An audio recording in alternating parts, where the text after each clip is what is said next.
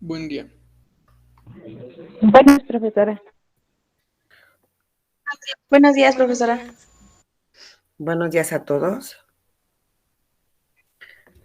Oigan, pues antes que nada ofrezco una disculpa porque omití subir el material a partir del cual tenían que ustedes elaborar su contestación de demanda. Entonces, obviamente, esa omisión va a traer que como consecuencia pues nos atrasemos un poco en la programación. ¿No? Voy a ver cómo la podemos organizar, pero bueno. Acabo en este momento de subir la demanda, no sé si ya la pueden visualizar en el tablón, por ahí en Classroom. Si me confirman nada más que ya pueden ver el Sí, archivo, profesora. si no para Sí, ahorita ver que profesora, ya se puede ver. ya se puede ver, ok. Si ustedes se percatan, es la demanda, esa es la demanda que yo presenté de este asunto que estamos trabajando. Entonces, quiero que les va a servir para dos cosas. En primer lugar, quiero que la chequen y que ustedes hagan el comparativo con el trabajo que hicieron.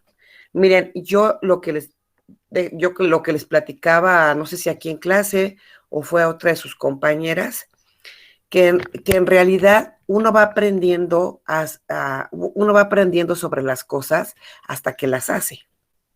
Entonces, obviamente, el hecho que ustedes hagan su demanda, pues era ponerse a ver, buscar formatos, cómo hago la demanda, qué partes lleva, digo, esto de la Jurisbol, y luego de la Jurisbol la demanda. Por ahí alguien me preguntó que si se ofrecían pruebas. Ojo, recuerden que estamos viendo juicio ordinario civil, y por ahí en Classroom tenemos ya diapositivas de cuáles son las etapas del juicio ordinario civil.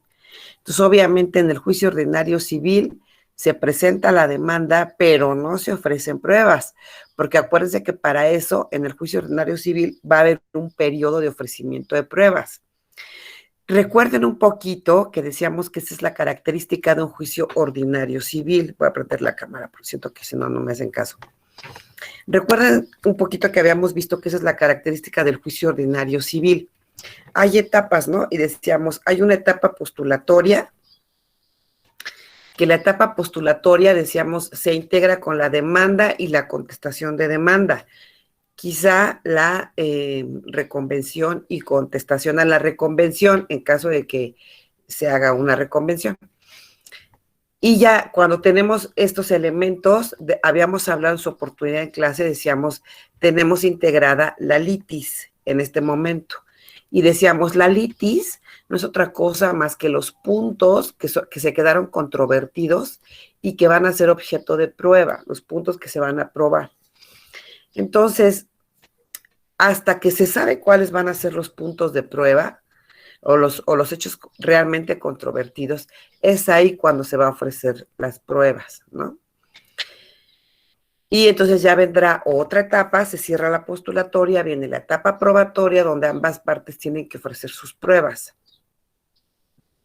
Y en este caso, pues, actor y demandado tendrán un periodo común para ofrecimiento de pruebas, y hasta que las ofrecen, el juez dictará su auto admisorio, digo, dependiendo de si están bien ofrecidas las pruebas o no. Si están ofrecidas y tienen relación con la litis, pues por supuesto que las va a admitir. Si no están bien ofrecidas o no tienen relación con la litis, pues no las va a admitir, ¿no? Y ordena el juez la preparación de las pruebas y señala una fecha para el desahogo.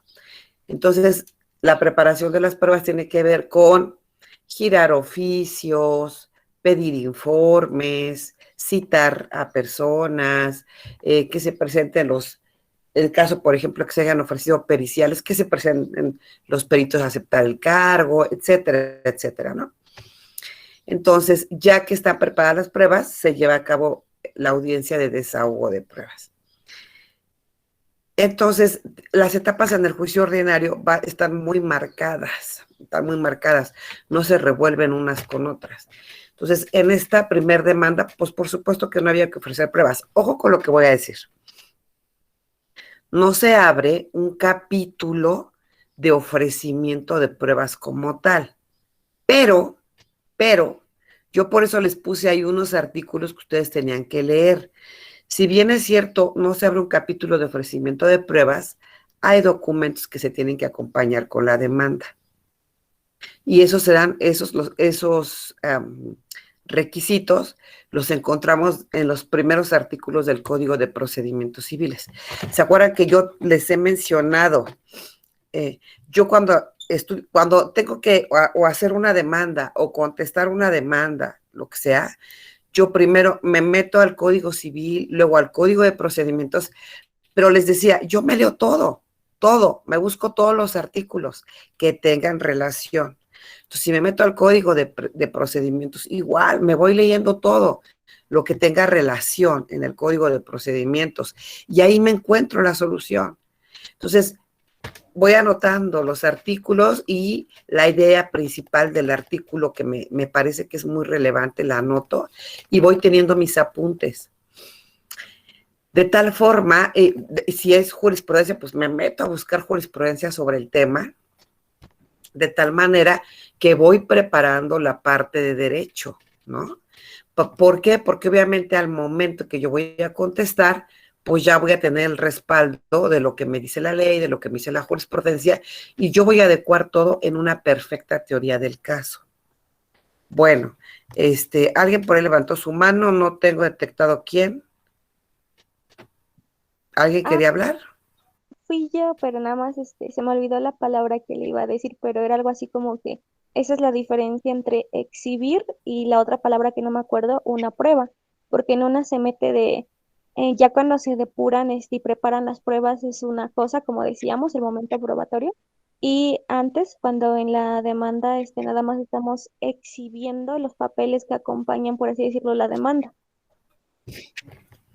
Exacto, tienes razón, Carla. O sea, es que es básico que nosotros exhibamos documentos, los documentos que amparan lo que estamos diciendo, pero les voy a decir, aquí tiene una razón de ser, pues tiene que haber una justificación para que yo esté ejerciendo la acción, ¿no?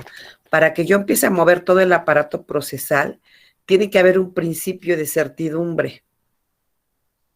Entonces, ese principio de certidumbre lo va a dar el documento base de la acción, porque por eso es uno de los requisitos, que se tiene que exhibir un documento base de la acción. Porque, por ejemplo, en este caso, una rescisión de contrato, pues demuéstrame que hay un contrato y que a partir de ahí vamos a generar toda una litis, ¿no? Que demuéstrame que tienes un derecho para hacer tu pretensión, ¿no? Entonces, a partir de ahí, vamos exhibiendo, pues, los documentos, nos dice la ley, que tengamos a nuestro poder, que sean el documento base de la acción, que justifiquen los hechos que estamos señalando. Y esos, conforme vamos relatando los hechos, vamos diciendo, para acreditar lo que estoy señalando, acompaño el documento tal, ¿no?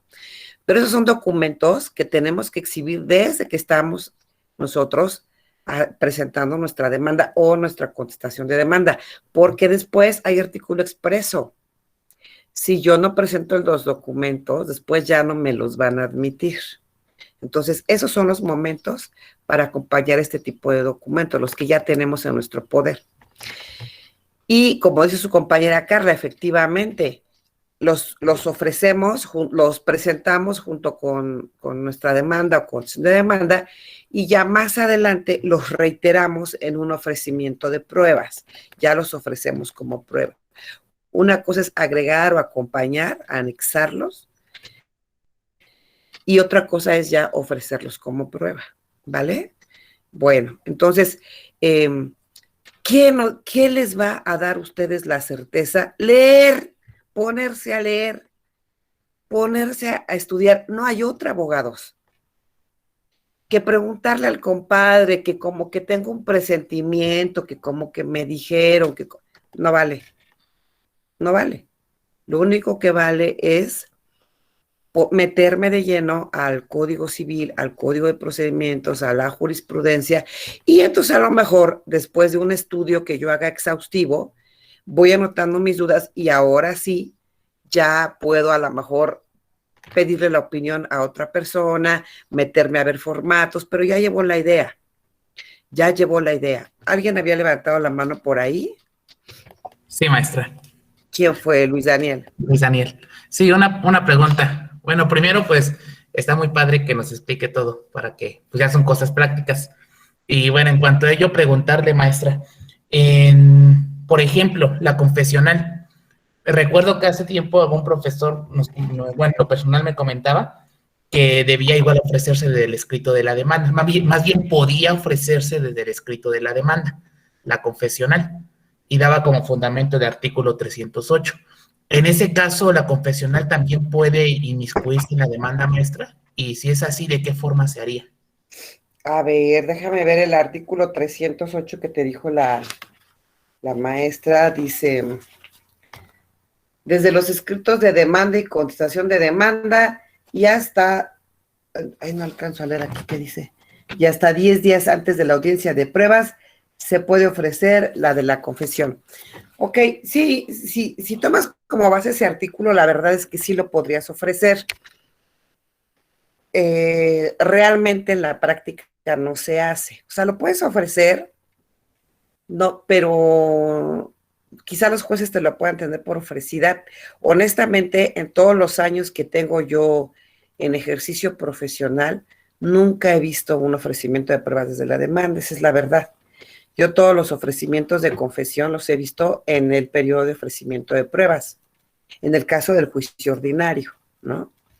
Porque en el caso de juicios especiales, pues, ya sabes que desde el escrito de demanda se ofrecen todas las pruebas, pero en juicio ordinario solo he visto ofrecimiento de confesión en el periodo de ofrecimiento de pruebas. Pero bueno, ahí está el artículo, y si el artículo lo establece, pues sí se puede.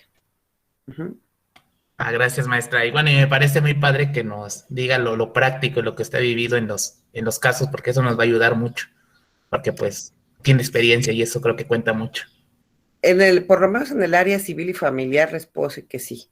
Sí, ahí he visto muchas cosas y pues lo que les sirva. Yo les voy a quisiera llevar estas sesiones pues tipo como una plática, pero sí quisiera que ustedes vayan tomando nota de todo y vayan tomando nota de sus dudas y las vamos platicando, pero vayan imaginándose como que ustedes están ahí en los juzgados y ustedes tienen el caso y qué van a hacer. Yo quisiera que este caso lo hagan suyo, o sea, realmente, que estamos trabajando, digo, para el ordinario civil, ¿no? O sea, entonces, ay, perdón, tengo otra mano levantada de Carla o se le olvidó bajarla.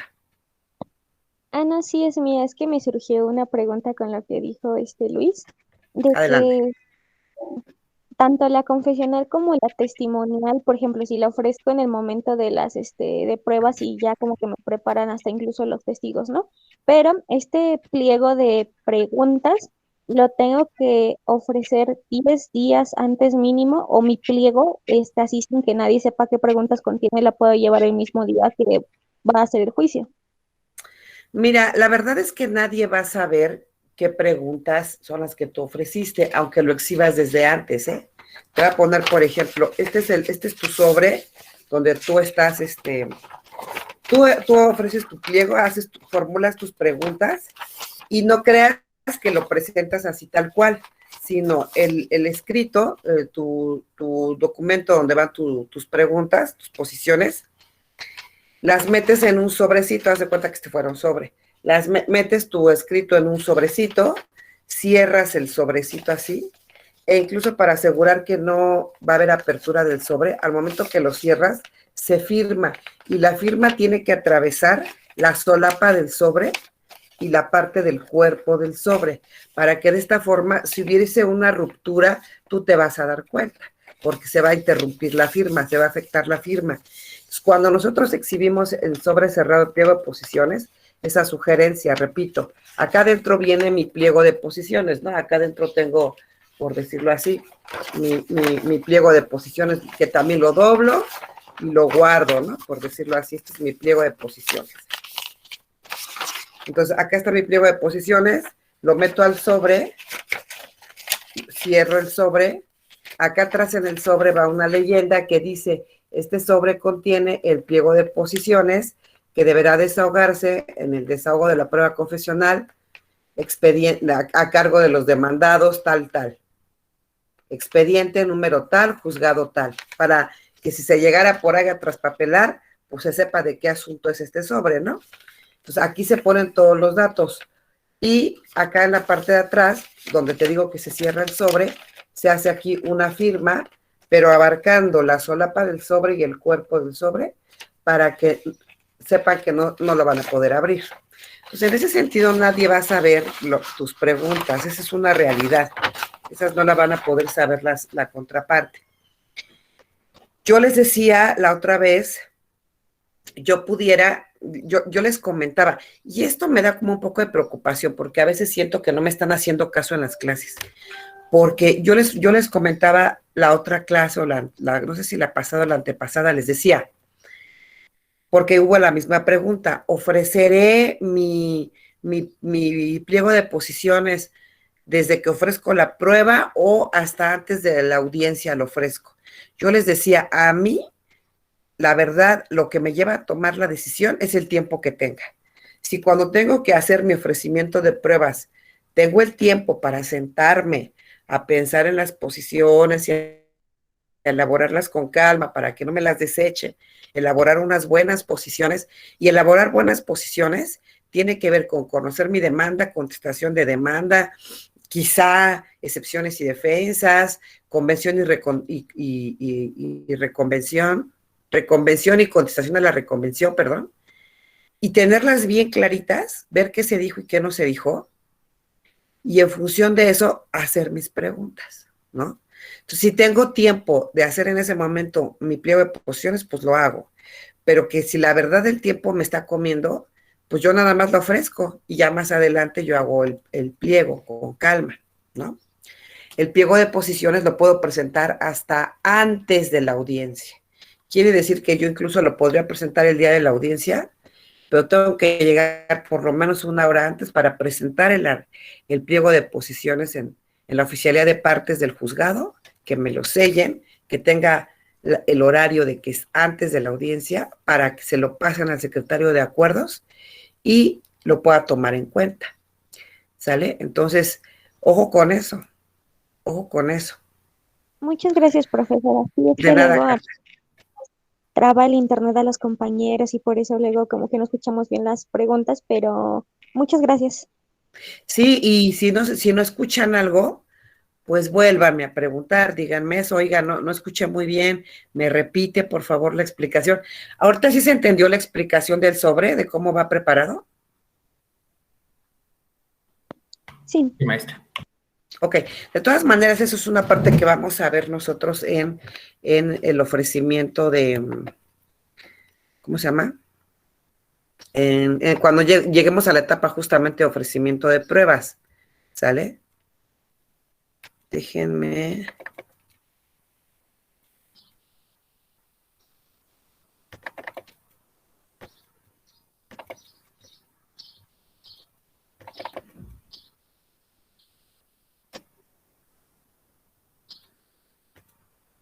Voy a presentar pantalla.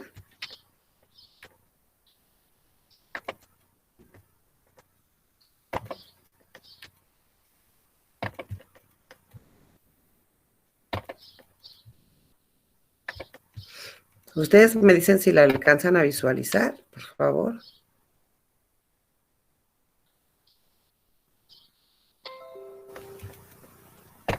¿Ya lo ven? Sí, maestra, ya se puede ver. Ok, estoy presentando escogí al azar un trabajo de los que me presentaron solo para hacer los comentarios. Este es un trabajo, como ustedes pueden ver en el documento, que es de la jurisdicción voluntaria que tenían que hacer. Entonces, veo que hicieron caso de empezar por el apellido paterno de la señora. Si me recuerda, veo que está por ahí Valeria. Valeria, ¿te acuerdas por qué decíamos que tiene que empezarse por el apellido paterno de la actora? Porque así se piden los expedientes ay, ¿cómo se llama? En el Ah, archivo, ¿verdad? sí, en el archivo que se piden como si estuviera un versus, el primer apellido de la demandante y el demandado.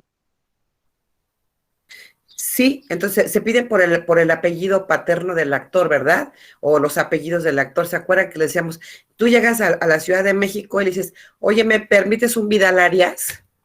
Y entonces tienen ordenados los expedientes por apellidos, ¿verdad? En este caso de los actores. En el Estado de México es por número de expediente. En el Estado de México, ustedes llegan y le dicen, permíteme un 1940 del 2020. Ahí los tienen por número, en el Estado de México. Pero en la Ciudad de México es por el apellido. Entonces, me parece perfecto, si ustedes lo pueden ver, está ahí el apellido Vidal Arias Sofía, Iván González Lima e Iñaki Munguía Silva, jurisdicción voluntaria, requerimiento de pago. ¿Sale? Aquí estuvo perfecto decir la vía jurisdicción voluntaria y aparte decir para qué era, ¿no? En este caso. Y queda muy bien requerimiento de pago o también podría haber quedado interpelación, ¿no? O sea, cualquiera de las dos cosas estuvo perfecta.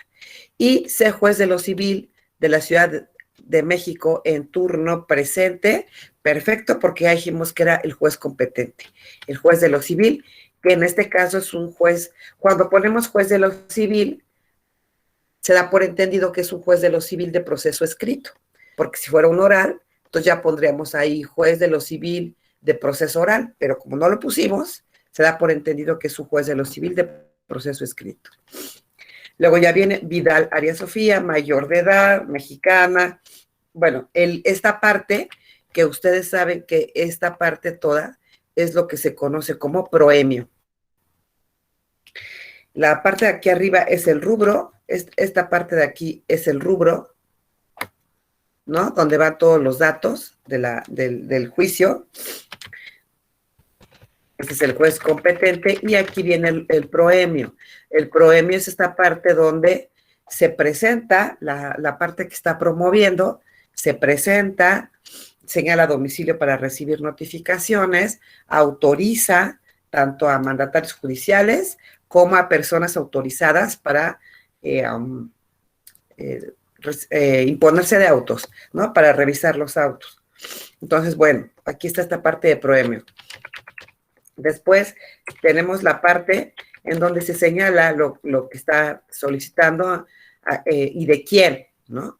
Y aquí dice, por la vía de jurisbol y de conformidad con lo dispuesto en los artículos tales y tales y demás relativos aplicables del Código de Procedimientos Civiles, ojo con esto, dice, y demás relativos aplicables del Código de Procedimientos Civiles aplicable, procuren en su redacción siempre que terminen, darle otra leidita, y pues, por ejemplo, aquí son detallitos, pero hablan mucho de nosotros. Entonces, hablan mucho de la atención, del detalle y del cuidado que le pusimos a la redacción de nuestro trabajo. Entonces, si ya pusieron aquí aplicables, pues ya no vuelvan a poner aplicable. A lo mejor aquí lo sustituyen por la palabra vigente, Código de Procedimientos Civiles vigente para la Ciudad de México, ¿no? Digo, no le afecta, por supuesto, a la fuerza del escrito, pero acuérdense siempre de esta frase. Forma es fondo. Forma es fondo.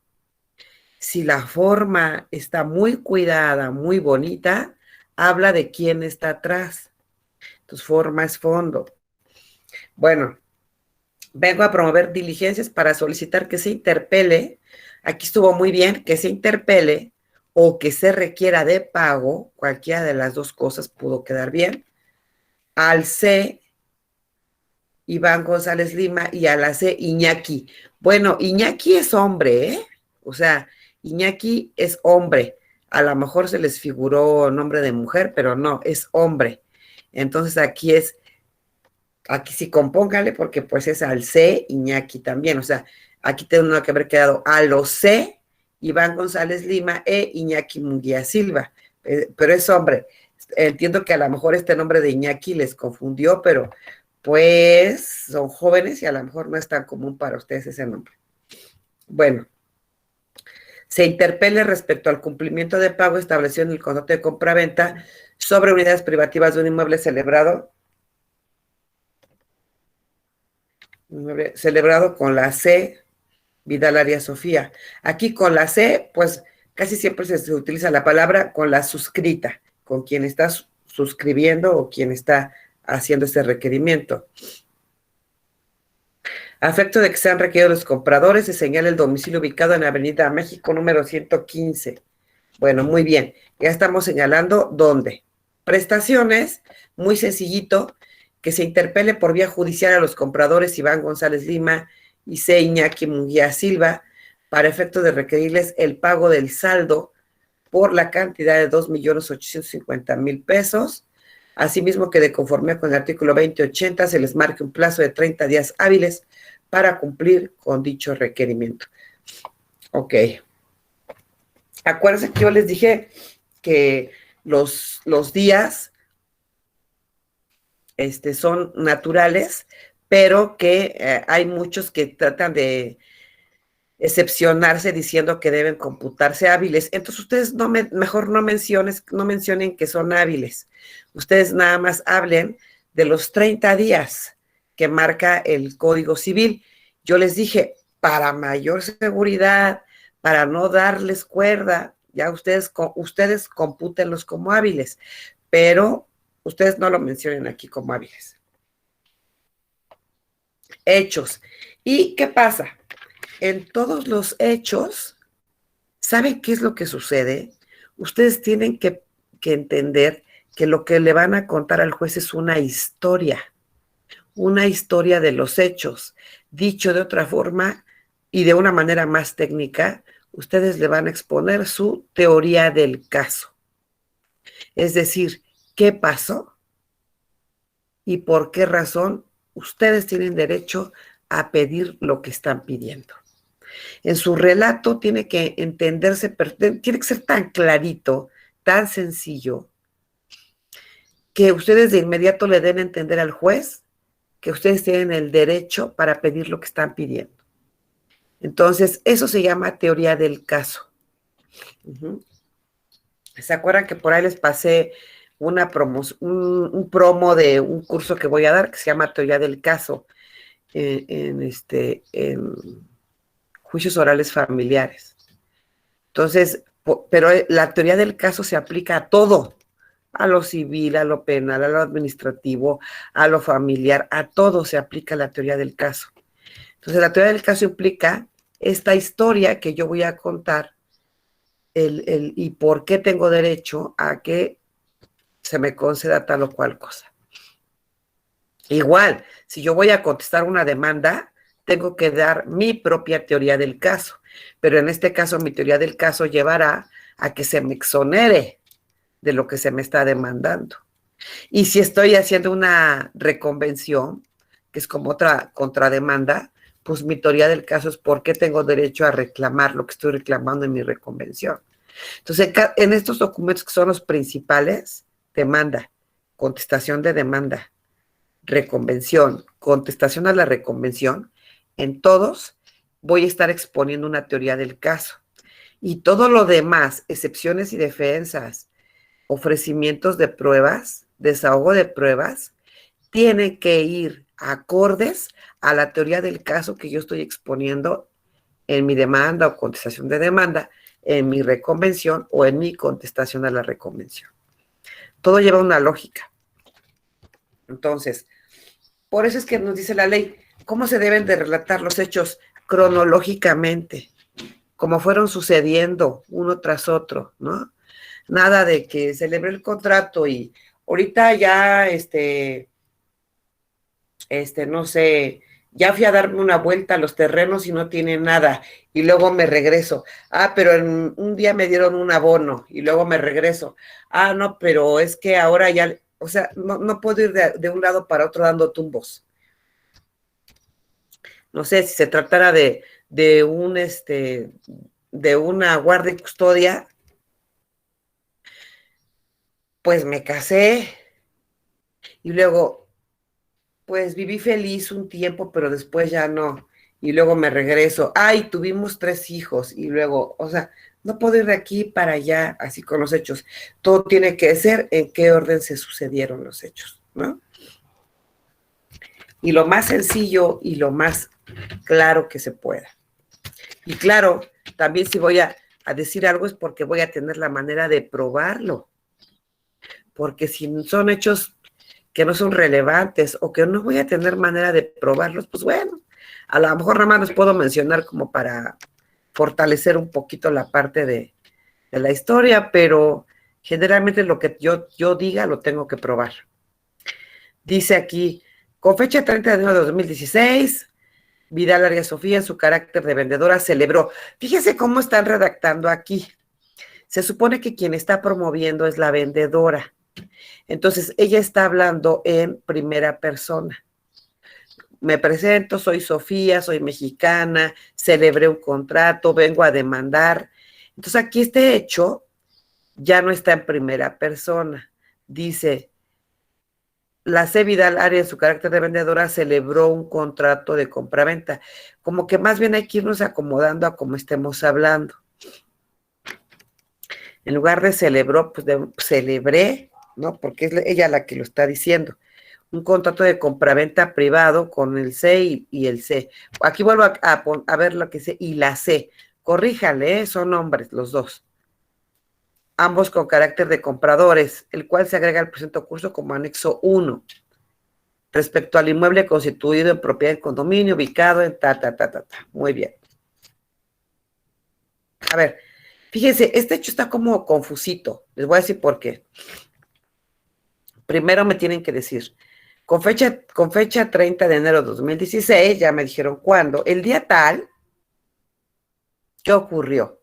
Pues ocurrió que Sofía, en su carácter de vendedora, celebró un contrato de compraventa privada con fulano y sutano, ambos con carácter de compradores.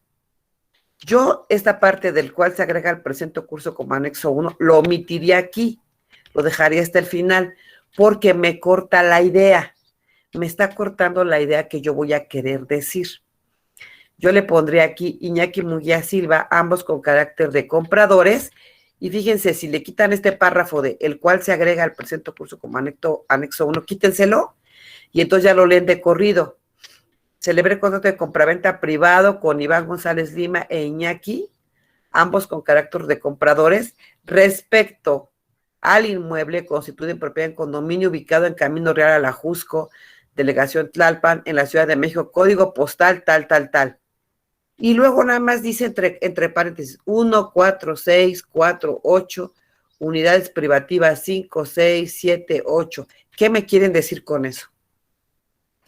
¿Se está precisando el objeto materia del contrato? Yo les pregunto a ustedes, ¿con esta redacción se precisa el objeto materia del contrato? ¿Está por ahí Ana Laura Gaitán, creo que es, o Ana Laura Gaona. Ana Laura. Sí, dígame. ¿Tú crees que con esta redacción se entiende cuál es el objeto de la compraventa? ¿Qué fue lo que se compró? Le falta agregarle los datos del notario, ¿no? Olvidemos ahorita del notario, porque además, a ver, Ana Laura, fíjate lo que me estás diciendo. Entonces, quiere decir que no conoces el asunto, Ana Laura. ¿Por qué me estás hablando de un notario? Porque estaba precisando los datos del inmueble, o sea, a eso es a lo que me refiero. Que ajá, pero ¿por qué viene me una hablas de un parte que notario? habla de en escritura tal y esos datos. No sé si me estoy explicando, tal vez me estoy explicando mal. No, Ana Laura, ¿por qué me estás hablando de un notario en este hecho? Este primer hecho está hablando del contrato que celebraron ellos. ¿Fue ante notario, Ana Laura? No. No. A ver, Ana Laura, tú misma léeme el hecho, por favor. 1. Que con fecha del 30 de enero del año 2016, la C. Vidal Arias Sofía, en su carácter de vendedora, celebra un contrato de compraventa privado con el C. Iván González Lima y la C. Iñaki Munguía Silva, ambos con carácter de compradores, el cual se agrega al presente curso como anexo 1 respecto al inmueble constituido en propiedad en condominio ubicado en Camino Real a la Jusco número 113, Colonia Tepepan, Delegación Tlalpan, en la Ciudad de México, con código postal 14648, unidades privativas números 5, 6, 7, 8, 9, 10, 11, 13, 15, 17, 19, 21, 23, 25, 27. ¿Qué le entendiste? O sea, ¿queda muy claro qué fue el objeto del contrato? Sí, el inmueble ubicado en Ajusco.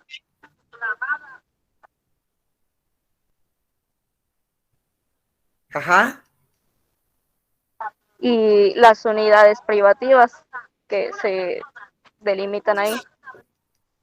Yo creo que no queda claro que el objeto del contrato fueron las unidades privativas. Porque ahí dice, respecto al inmueble constituido en propiedad en condominio. Habla de un inmueble que está en condominio, ubicado en tal lugar, con un código postal, ese 14648, pues son nada más está detallando el código postal, ¿verdad? Y luego dice unidades privativas, números tales. A ver, gracias Ana Laura. María Cristina, por favor, que es parte de este equipo, anda por ahí. Sí, profesora, aquí estoy. María Cristina, digo, está bien, entiendo que quisieron incluir las unidades privativas, pero no sé si se alcanza a entender que ustedes, o en este caso el contrato se hace no respecto de todo el inmueble. ¿Estamos de acuerdo? No le escuché, profesora. ¿Me lo podría volver a repetir, por favor? Sí, te digo algo. ¿Están ustedes de acuerdo que el contrato de compraventa no fue en relación a todo el inmueble, toda la unidad en condominio?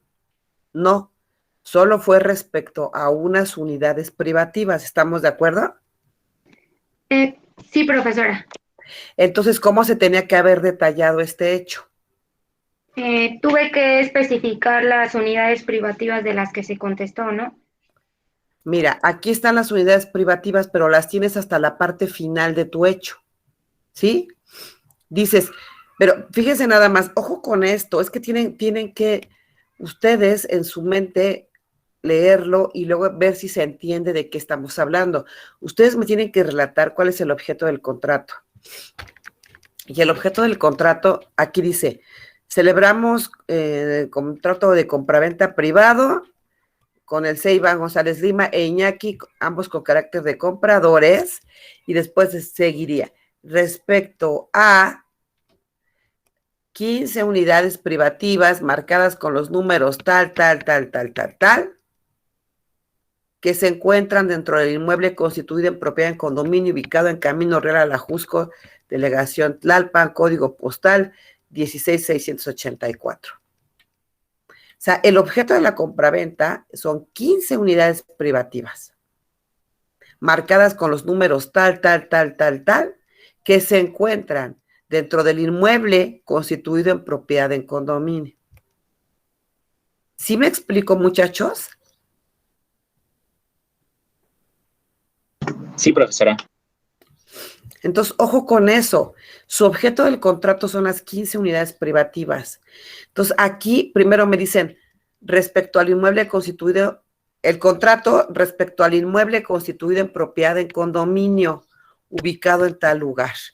Y luego no me dicen, dicho contrato, si lo hubieran dejado así, entonces me tenían que haber puesto aquí, dicho contrato recayó exclusivamente en las unidades privativas número tal y tal y tal.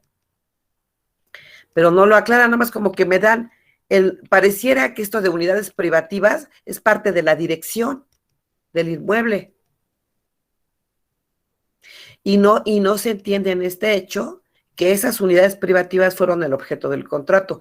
Así como está redactado, pareciera que forma parte de la dirección del inmueble o un dato de localización o no se entiende bien qué. Entonces, se los digo para que pongan mucho ojo en eso. Fíjense cuál es el objeto del contrato, ¿vale? Bueno, y dice, en el contrato de compra, perdón, ¿alguna pregunta hasta aquí?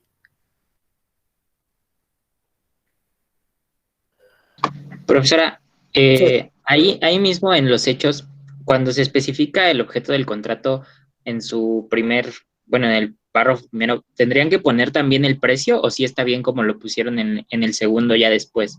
Sí, como los hechos tienen que ser muy concretitos, sí pudiera ponerse, pero creo que esta técnica está correcta.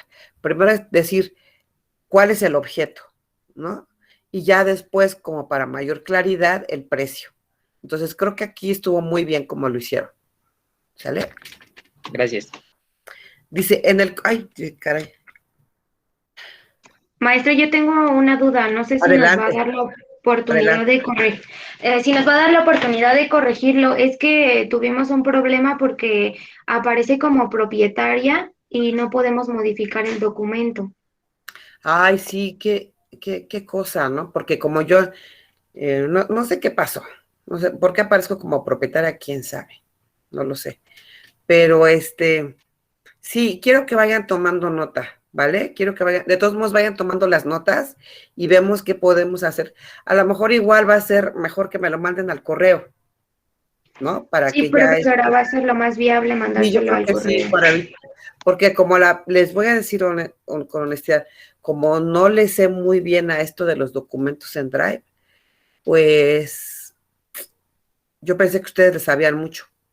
Entonces, pues mejor para no complicarnos mucho el tema, yo creo que sí va a ser un archivo normal, o que suban un archivo normal que no sea de Drive, o a ver qué hacemos por ahí, ¿no?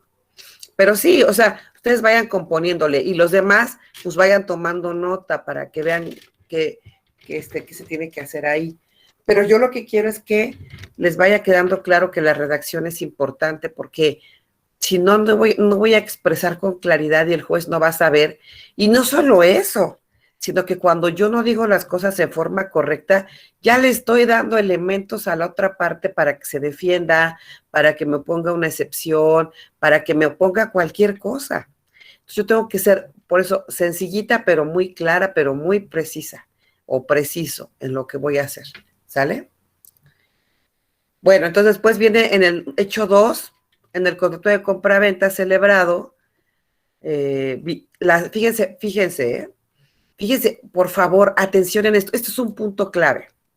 En el contrato de compraventa celebrado, la C. Vidal Arias Sofía pactó como monto equivalente de pago con la hora parte interpelada, acreditada y deudora.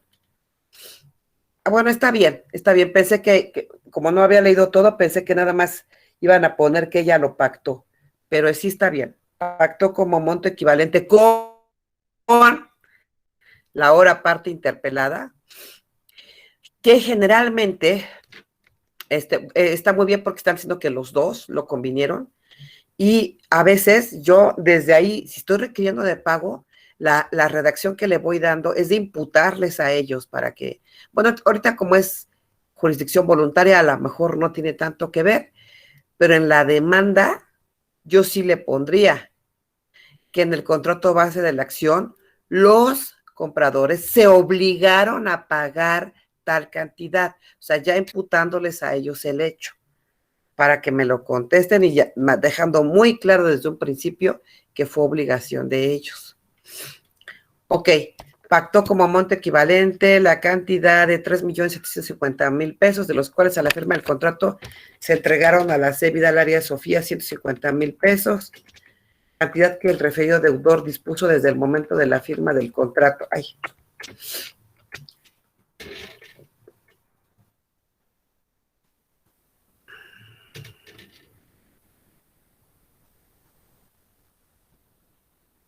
A ver, esta parte le entregaron la cantidad, a la firma del contrato se entregaron 150.000 pesos, cantidad que el referido deudor dispuso desde el momento de la firma del contrato. No entiendo esa parte, ¿qué quiere decir? Que el referido deudor dispuso desde el momento de la firma del contrato. ¿Qué quisieron decir ahí?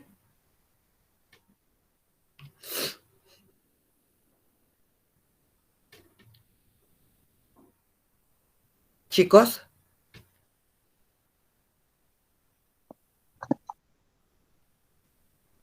Bueno, yo no soy de ese equipo, pero la palabra como disposición o dispuso es como que tuvo a disposición desde aquel momento esa cantidad de dinero, ¿no? O sea, sí, exacto, yo entiendo lo mismo, pero es que dice el referido deudor dispuso desde ese momento, o sea, y no es el deudor. Los deudores son los compradores. Por eso es que me llama la atención qué quisieron decir ahí con esa parte, ¿no? Otorgando el recibo, y luego otorgando el recibo más amplio y eficaz que en derecho procede al firmar el consenso de voluntades en comento, compraventa que se destinó a la adquisición de unidades privativas, tal y como consta en la cláusula primera del contrato de compraventa privada. Bueno, Vidal Arias Sofía, de común acuerdo con Iván González Lima y Uñaki, acordaron realizar el pago correspondiente por mensualidad, la cantidad de 20,000 pesos, moneda nacional.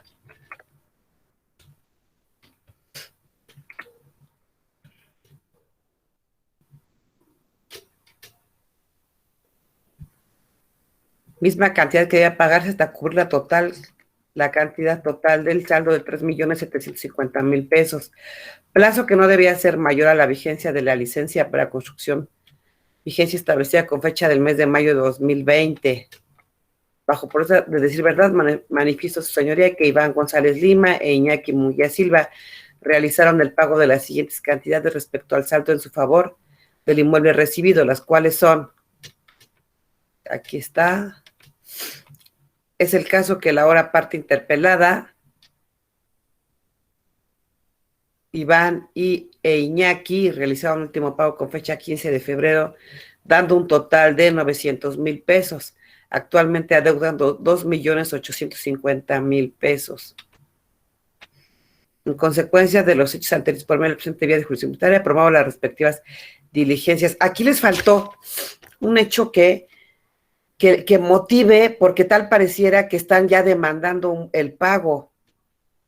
Aquí les faltó un hecho que diga por qué están promoviendo las diligencias de jurisdicción voluntaria, porque si no parecía que ya es un reclamo del pago. Díganme aquí qué hecho les faltó que le dé al juez la entrada de por qué están pidiendo las diligencias de jurisdicción voluntaria. Porque aquí ya dice, en consecuencia, promuevo las presentes diligencias para requerir judicialmente a Iván González Lima a efecto de que realicen el pago correspondiente de 2,850,000 pesos. ¿Qué hecho les faltaría para que el juez entienda por qué se vieron en la necesidad de establecer este procedimiento de diligencias de jurisdicción voluntaria? Podría ser que, bueno, en la actualidad ya no realizaron ningún pago y ahí había establecido que no debía ser no debía exceder la fecha de el 20 de mayo del 2020, bueno, en mayo del 2020, pues ya no hicieron ningún pago a partir del 2019, me parece, no, septiembre creo fue, ahí dicen el hecho. Sí, eso está perfecto, pero entonces si ese fuera el caso y ya no te hicieron ningún pago, demándales el cumplimiento de contrato o la rescisión. ¿Me explicó? ¿Por qué tienes que hacer las diligencias de jurisdicción voluntaria? ¿Qué nos llevó a estas diligencias de jurisdicción voluntaria? Que no La se falta de especificó domicilio. el domicilio Entonces, donde se paga. ¿qué hecho faltó aquí en este escrito? ¿Qué hecho teníamos que agregar aquí? ¿Señalar el domicilio donde se va a requerir el pago? Bueno, no, porque ya está diciendo aquí que se señalan los siguientes datos bancarios para que se realice el depósito y lo señala. ¿Qué le teníamos que hacer notar al juez? ¿Que no se encontró el domicilio? Que al momento de celebrar el contrato no se estableció domicilio, ¿cierto? Para realizar el pago. ¿Me explicó? Porque de lo contrario pareciera que ustedes ya están demandando la ejecución forzada. ¿Sí? Cuando dicen, fíjate que celebramos el contrato, acordamos tales pagos, no los pagó, vengo a pedirte que los requieras de pago. Y yo, juez, te diría, ¿me estás pidiendo ya que te cumplan el contrato? Entonces la vía no es jurisdicción voluntaria. Entonces te diría, ¿qué quieres? ¿Me explico? Entonces, nos hace falta ese hecho que le informemos. Como puede corroborarse en el contrato celebrado por las partes, en dicho contrato se omitió señalar un lugar cierto para que se efectuara el pago. Por lo tanto, solicito que se les requiera que depositen dicho pago en la cuenta. Vengo a proporcionarlo. Y será que, se realice el pago en la cuenta bancaria tal. ¿Me explico?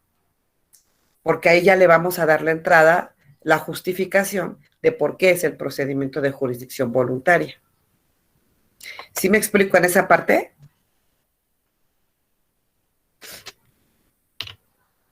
¿Sí me andan oyendo o no? Sí, No me profesora. termina de quedar muy claro, profesora. ¿Me lo pudiera repetir, por favor? Ok, Eric, perfecto. O sea, ¿por qué es importante ese hecho que les estoy mencionando? Si tú me presentas un escrito y me dices, aparentemente en tu rubro dice jurisdicción voluntaria, ¿ok? O sea, yo entiendo que no hay litis, pero si tus hechos son, firma un contrato o firmamos un contrato respecto de tales bienes con tal precio, ¿vale? Y después me dices, solo me pagaron 900,000 pesos y me deben 2,850,000 pesos. Te pido que los requieras de pago. Yo como juez digo, a ver, celebraste un contrato, ya tienes todo por requerirlos de pago. Si no te han pagado, o demándales la ejecución forzada, pero no en jurisdicción voluntaria, en juicio, ya en juicio controvertido. Demándales la rescisión de contrato o demándales la ejecución forzada de la obligación, el cumplimiento forzoso, ¿sí? No en vía de jurisbol, tal vez no es la vía correcta. ¿Qué quieres? ¿Por qué acudes en jurisbol? Si yo me quedara nada más con esos hechos, pero si yo le digo, juez, pero te comento que nunca establecimos un domicilio para que me hicieran el pago. Entonces el juez va a decir, entiendo. Entonces, no es que ahorita los está demandando como tal, no. Quiere perfeccionar ese dato para que después los pueda demandar. ¿Sí? O sea, yo tengo que decirle qué justifica o por qué razón yo acudo a esta vía de jurisdicción voluntaria.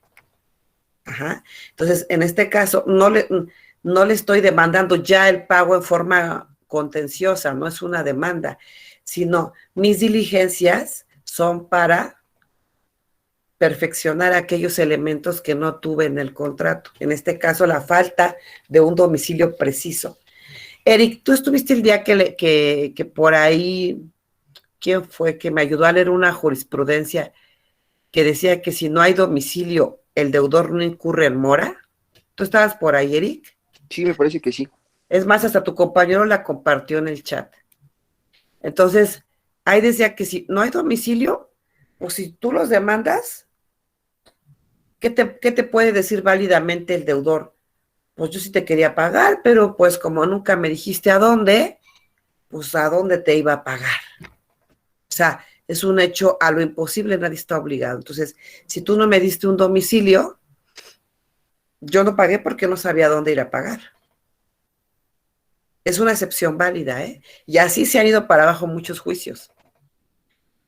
Entonces, hay jurisprudencia que te dice, pues si es que sí, si al deudor no le dices a dónde tiene que ir a pagar, pues no incurre en mora, porque no es imputable a él, ni hay rescisión de contrato porque no es imputable a él. Y lo que te dicen es que hay que hacerse ese requerimiento de pago, esa interpelación, te dice la jurisprudencia, para que le hagas saber el domicilio y ahora sí pague su deuda, ¿no? Entonces, esta vía de jurisbol solo es para que le hagas saber el domicilio donde pague su deuda por si el problema era que no sabía el domicilio, ¿no? Entonces, se lo voy a señalar para que ahí vaya y pague su deuda, porque legalmente todavía no incurre en mora. Entonces, a eso voy. Aquí nos hace falta incluirle un hecho para que el juez entienda por qué estamos acudiendo en vía de jurisdicción voluntaria y por qué no estamos demandando todavía, porque apenas estamos acudiendo en vía de jurisbol. Y ese hecho sería explicarle sencillamente al juez: juez, te aviso que en el contrato no señalamos lugar de pago. ¿Sale? Por ahí alguien levantó su mano. ¿Quién fue? Yo, profesora, tengo una duda Adelante, respecto Irving. a este hecho que comentamos. Cronológicamente, ¿en qué parte iría? Porque a mí se me ocurre que podría ir en el punto 1 diciendo: celebramos el contrato sobre tales unidades privativas y este contrato carecía del lugar de pago.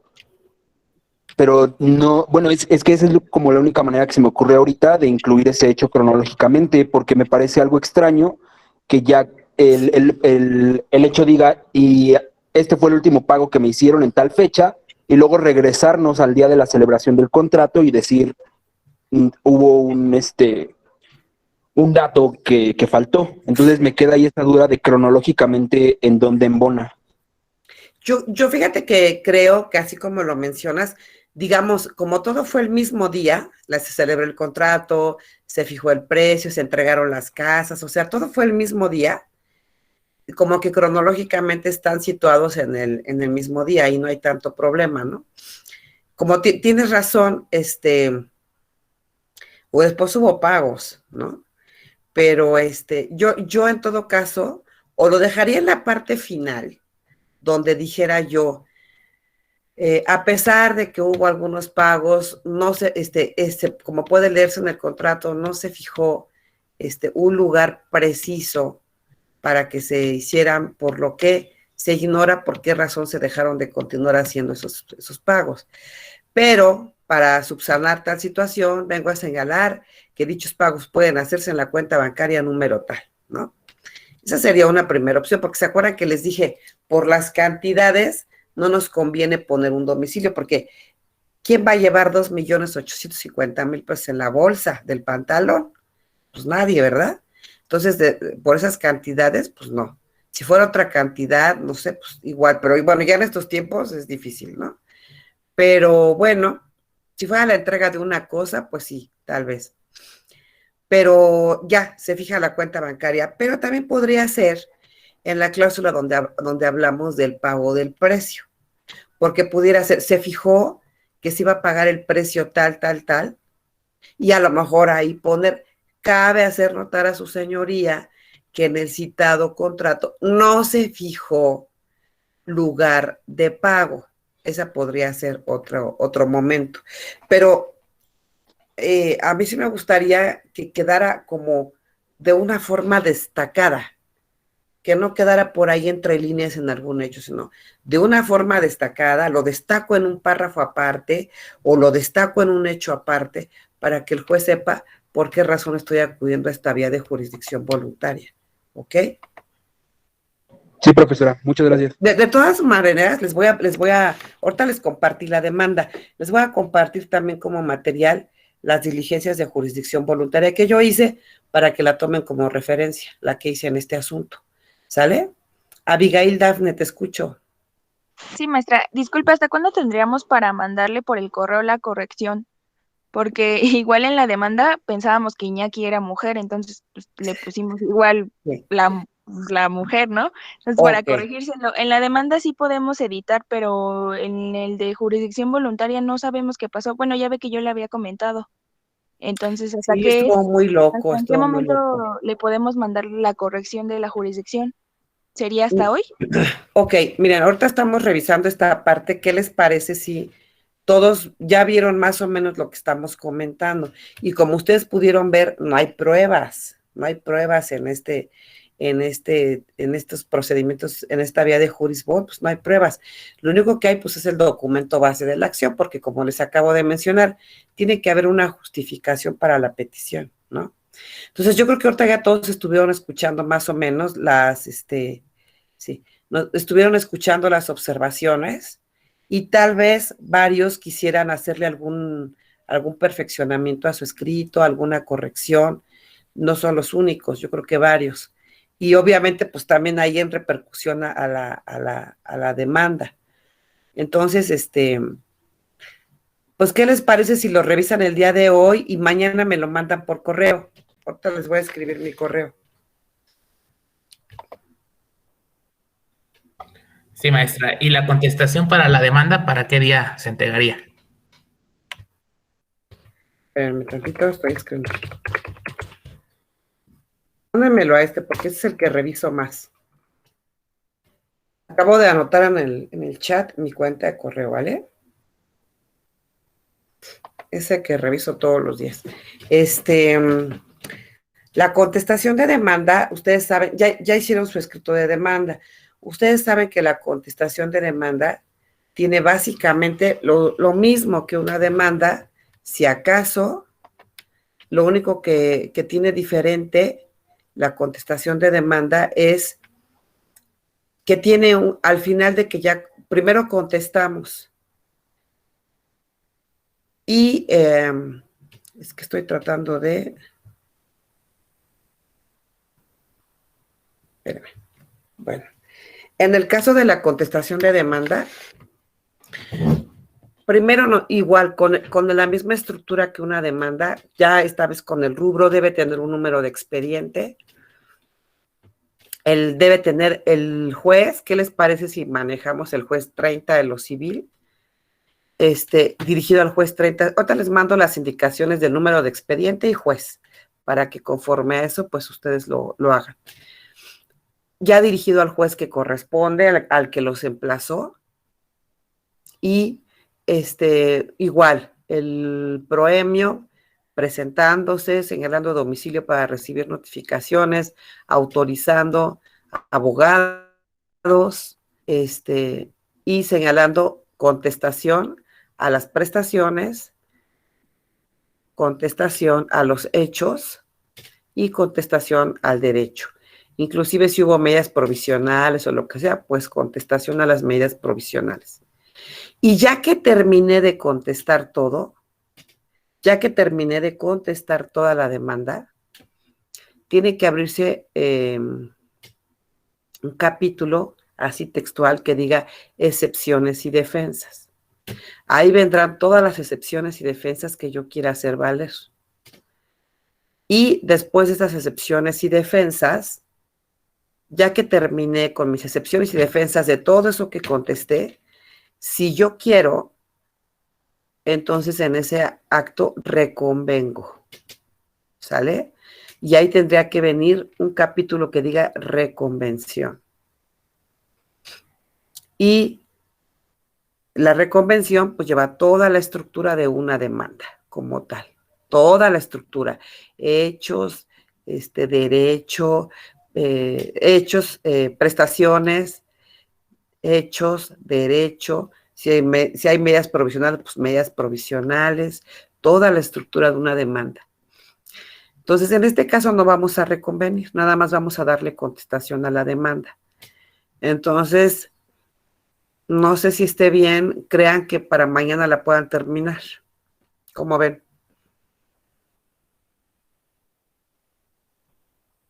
Ay, perdón, tengo una mano levantada de Carla. Quería preguntarle que si, o sea, vamos a contestar de esta vez de la parte de los demandados que es Iñaki y el otro señor, ¿no? No hay más hechos ni nada para defendernos, es totalmente así, ya tal cual esa demanda. No, pues ustedes tienen que inventar los hechos, ahora ustedes tienen que plantearme una teoría del caso, que puedan ustedes justificarla, ¿no? Bueno, Ustedes tienen que gracias. plantearme su teoría del caso. O sea, entonces inventar, en pocas palabras, inventar su versión de la historia. ¿Qué pasó? ¿Sale? Ustedes van a inventar cómo se podrían defender, su versión de la historia, para que no parezcan los malos. Bueno, gracias. Eric Roberto. Sí, profesora, nada más nuevamente porque no lo alcancé a notar. ¿Cómo me puede repetir, por favor, cómo entonces es que tenemos que poner que no fueron que no se puso domicilio en el contrato original? ¿Cómo lo pondríamos en la jurisdicción? Les decía que, porque por ahí creo que fue Irving el que preguntaba en qué momento, en qué orden de los hechos podría poner esa parte, y decíamos, o puede ser al final, como un hecho final de decir, como puede corroborar su señoría en el documento base de la acción o en el contrato que celebramos, como ustedes le quieran poner, las partes omitimos señalar un domicilio exacto para que se llevara a cabo el pago, por lo que en este momento señalo que dicho pago que se requiere a los demandados puede ser realizado en la cuenta bancaria número tal, y ahí dan todos los datos, ¿no? Eso puede ser en la parte final, o decíamos, en el hecho número 2, cuando se está hablando del precio, pues señalar se pactó como precio para la compraventa la cantidad de tal, pagada en tal forma. Y en un párrafo muy resaltado señalar, cabe mencionar que se omitió señalar un lugar de pago. Y por lo tanto, en este momento se hace del conocimiento de los compradores que donde pueden realizar su pago es en la siguiente cuenta bancaria. Y ahí los datos, ¿no? O sea, ahí ya ustedes le pueden acomodar. Creo que esos dos lados serían muy buenos. ¿Ok? Muchas gracias. Sale, Eric. ¿Alguien más? Les preguntaba si creen que puedan tener lista contestada la demanda para mañana. ¿Cómo ¿Podría ven? ser para el día jueves, profesora? Bueno, muy bien. Para el día jueves, entonces, que esté ya contestada la demanda, Muchas búsquense gracias. formatos de constitución de demanda. ¿Sale? Está bien, profesora, muchas gracias. Entonces nosotros nos veríamos el día jueves. ¿Ok? Sí, sí, está bien. Bueno, ¿alguna pregunta más? No, profesora, todo muy claro, gracias. Ok, de todas maneras, acuérdense que tienen para mañana para enviarme a mi correo si quieren corregir algo de su jurisbol, pues tienen para mañana, ¿vale? Sí, maestra, gracias. Muchas gracias, profesora. Bueno, cuídense mucho. Que esté muy bien, cuídese mucho, hasta luego. También ustedes, Buen bye. día, gracias.